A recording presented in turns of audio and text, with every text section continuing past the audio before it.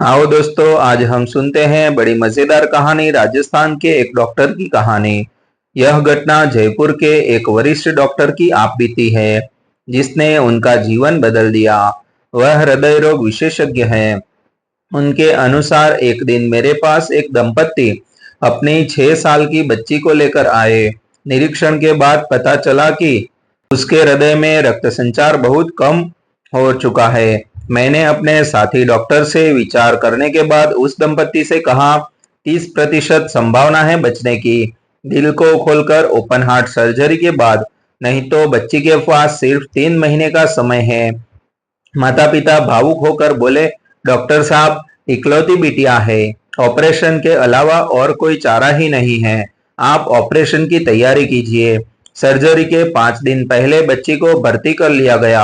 बच्ची मुझसे बहुत घुल मिल चुकी थी, बहुत प्यारी बातें करती थी। उसकी माँ को प्रार्थना में अटूट विश्वास था। वह सुबह शाम बच्ची को यही कहती, बेटी घबराना नहीं, भगवान बच्चों के हृदय में रहते हैं, वह तुम्हें कुछ नहीं होने देंगे। सर्जरी के दिन मैंने उस बच्ची से कहा, बेटी चिंता न करना, ऑपरेशन के बाद आप बिल्कुल ठीक हो जाओगे। बच्ची ने कहा, डॉक्टर अंकल, मैं बिल्कुल नहीं डर रही, क्योंकि मेरे हृदय में भगवान रहते हैं। पर आप जब मेरा हार्ट ओपन करोगे तो देखकर बताना भगवान कैसे दिखते हैं। मैं उसकी बात पर मुस्कुरा उठा। ऑपरेशन के दौरान पता चल गया कि कुछ नहीं हो सकता। बच्ची का बचना असंभव है। दिल में खून का एक कतरा भी नहीं आ रहा था। निराश होकर मैंने अपनी साथी डॉक्टर से वापस दिल को स्टिच करने के आदेश दिया। तभी मुझे बच्ची की आखिरी बात याद आई और मैं अपने रक्त भरे हाथों को जोड़कर प्रार्थना करने लगा। हे ईश्वर, मेरा सारा अनुभव तो इस बच्ची को बचाने में असमर्थ है, पर यदि आप इसके हृदय में विराजमान हो तो आप ही कुछ ही कीजिए।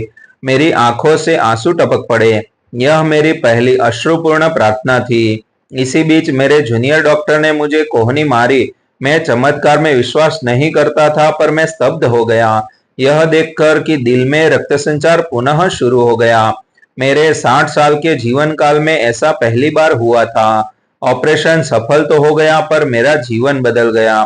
मैंने बच्ची से कहा, बेटा, हृदय में भगवान दिखे तो नहीं, पर यह अनुभव हो गया कि वे हृदय में मौजूद हर पल रहते हैं।